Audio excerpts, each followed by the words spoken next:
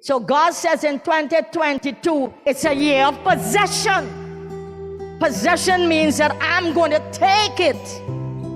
I'm going to have it. It is going to come into my sphere.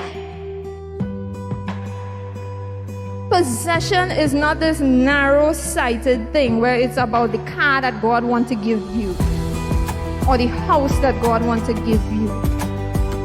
It's our children. It's our grandchildren.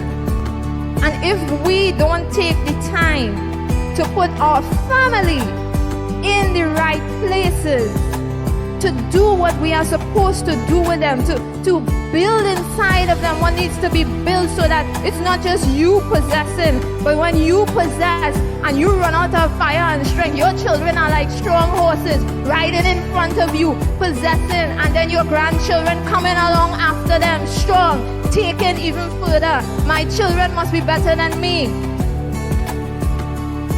We don't realize that our children are carbon copies of us. What you are is what you will duplicate inside of them. Why? Because who are they around the majority of the time? Who has the most influence on them since the day that they were born? Even before that, when they were in the womb. Who had the most influence upon them? If you see something inside of your child that you do not like, you need to assess you first and see if it came from you, deal with it, and then deal with the child.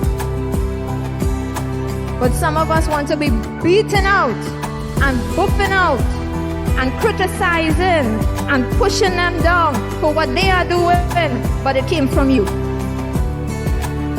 It cannot be a one-sided process. Possession is not this narrow-sighted thing where it's about the car that God wants to give you or the house that God wants to give you.